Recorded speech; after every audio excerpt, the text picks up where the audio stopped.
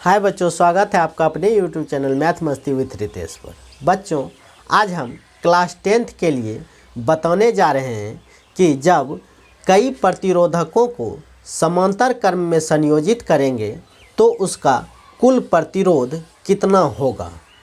कितना होगा कहने का मतलब फॉर्मूला तो हम जानते हैं, 1/RP बराबर होता है 1/R1 जोड़ 1/R2 जोड़ 1/R3 जोड़ 1/R4।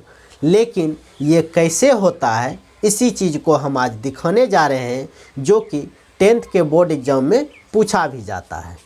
तो हम आज फाइनली बताने जा रहे हैं क्लास 10th के लिए कि जब कई प्रतिरोधकों को समांतर क्रम में संयोजित करते हैं तो उसका कुल प्रतिरोध जो निकल के आएगा वो कितना होगा। तो कई प्रतिरोधकों कहने का मतलब 3, 4, 5, 10 कितना भी ले सकते हैं। तो हम यहाँ 3 प्रतिरोधक को समांतर क्रम में संयोजित करने जा रहे हैं।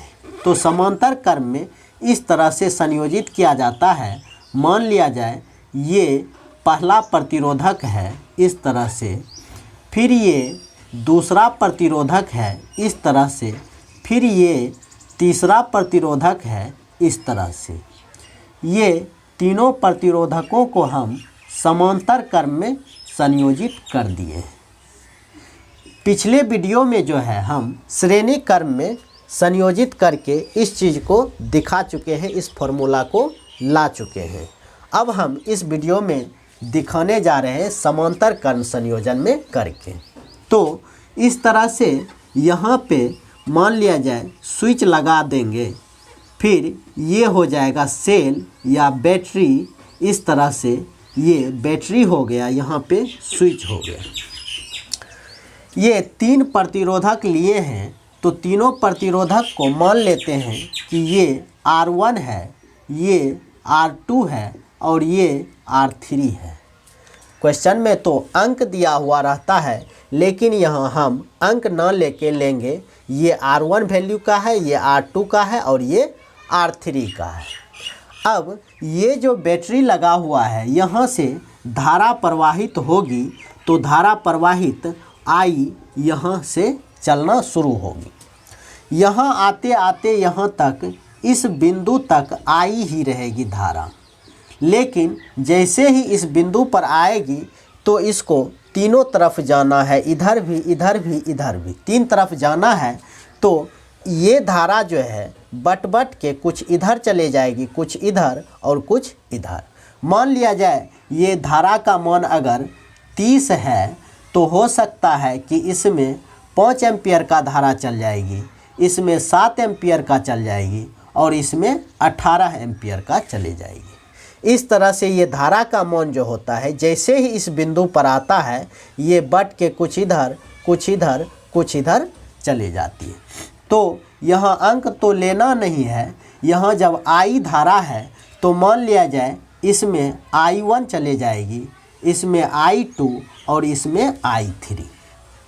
फिर ये धारा यहाँ पहुँच के, ये धारा यहाँ पहुँच के और ये धारा यहाँ पहुँच के, यानी जैसे ही इस बिंदु पर आएगी फिर से वापस ये सब मिल के जितना वैल्यू का यहाँ धारा था उतना ही वैल्यू का यहाँ भी, यानी I था तो यहाँ भी आके I बन जाएगा।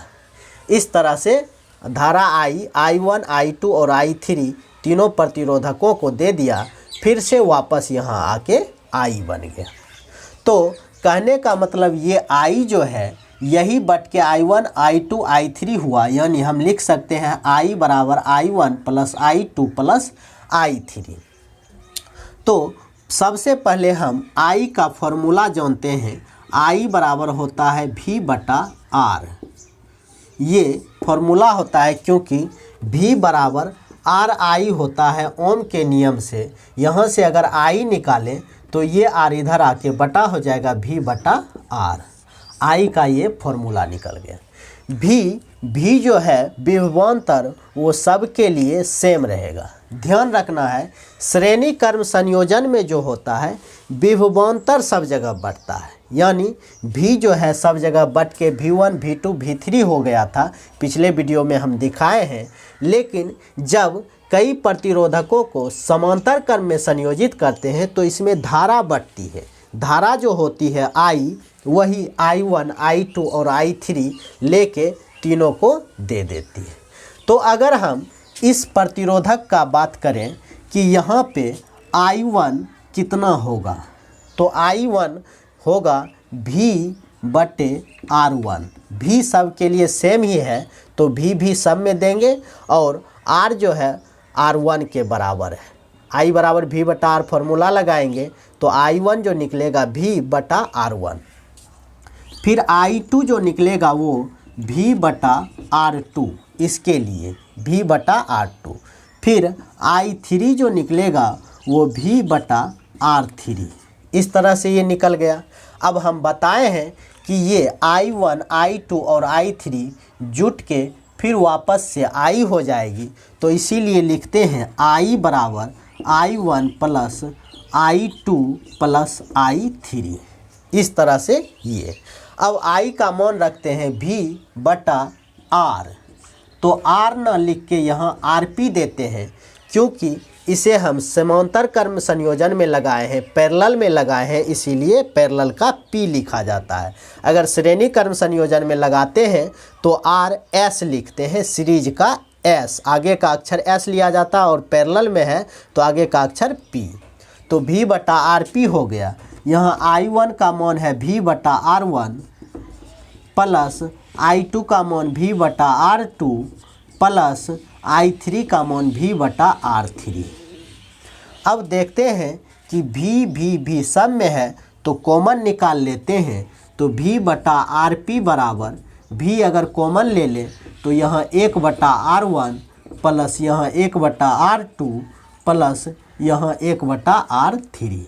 इस तरह से अगर V कैंसिल कर देते हैं तो फाइनली 1/RP बराबर जो आता है 1/R1 plus 1/R2 plus 1/R3। यही फाइनली फॉर्मूला होता है कि जब कई प्रतिरोधकों को समांतर क्रम में संयोजित करते हैं तो उसका कुल प्रतिरोध का जो फॉर्मूला होता है वो होता है 1/RP बराबर 1/R1 जोड़ 1/R2 जोड़ 1/R3। हम सिर्फ फार्मूला जानते थे, लेकिन कैसे होता है इस चीज़ को नहीं जानते थे। यही हम बताए हैं जो 10th के बोर्ड एग्ज़ाम में भी पूछा जाता है। तो उम्मीद करता हूँ कि ये वीडियो अच्छा लगा होगा। अगर वीडियो अच्छा लगा तो वीडियो को लाइक करना, शेयर करना और हमारे चैनल को सब्सक्राइब करना। Thank you.